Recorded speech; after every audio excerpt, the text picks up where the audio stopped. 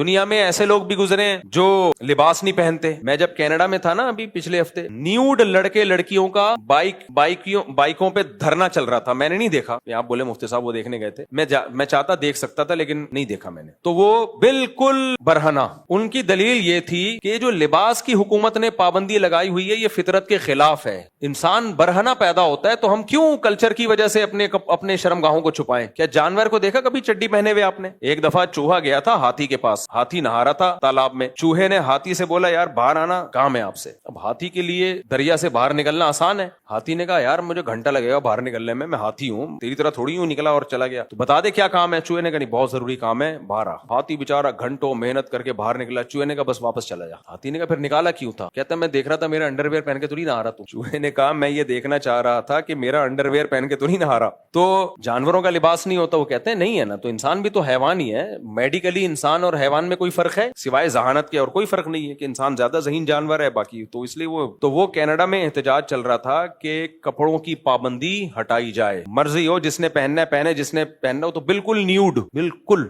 حالانکہ وہ کپڑے جس کی پابندی ہے وہ ہیں کیا؟ 2-3 اسٹیکر رہ گئے. 2-3 اسٹیکروں کو وہ کیا کہتے ہیں؟ لباس. اس کی وہاں پابندی ہے کہ وہ 3-4 اسٹیکر چپکانا ضروری ہے, اس کے بغیر آپ پبلک پلیس میں نہیں جا سکتے. تو اس پہ احتجاج چل رہا تھا کہ نہیں جا سکتے ہیں. تو وہ کہتے ہیں یہ نیچر ہے, اب کیا کر لو, آپ عقل سے ثابت کر سکتے ہو؟ آپ کہو گے بھائی کیسے سمجھائیں کہ یہ غلط ہے؟ عقل ہر فیصلہ نہیں کرتی, انسان کو تربیت کی ضرورت ہے, جسمانی بھی روحانی بھی. دیکھو جانور کا بچہ پیدا ہوتے ہی, بکری کا بچہ دودھ پیتا ہے, گوشت کھائے گا وہ نہیں. شیر کا بچہ پیدا ہوتا ہی گوشت کھائے گا, دودھ پیے گا, گھاس کھائے گا نہیں. انسان کا بچہ پیدا ہوتا ہی گوبر بھی رکھ دو نا وہ بھی کھا جائے گا. اب بتاؤ جانور زیادہ ذہین ہے یا انسان؟ بولو نا. انسان تو فطرت پہ چل نہیں رہا. اس کے سامنے انگارہ رکھ دو بچے کے سامنے وہ بھی کھا جائے گا. تمام دوائیں بچوں کی پہنچ سے دور رکھیں, کیوں لکھا ہوتا ہے بھائی بچہ کچھ بھی کھا جائے گا, بلی کا بچہ نہیں کھائے گا کچھ بھی, حالانکہ ذہین انسان زیادہ ہے. تو یہ اس کی علامت ہے, انسان ذہین تو بہت ہے لیکن تربیت کا محتاج ہے. مادی تربیت اس کو ماں باپ اور کلچر دے گا, اور روحانی تربیت اس کو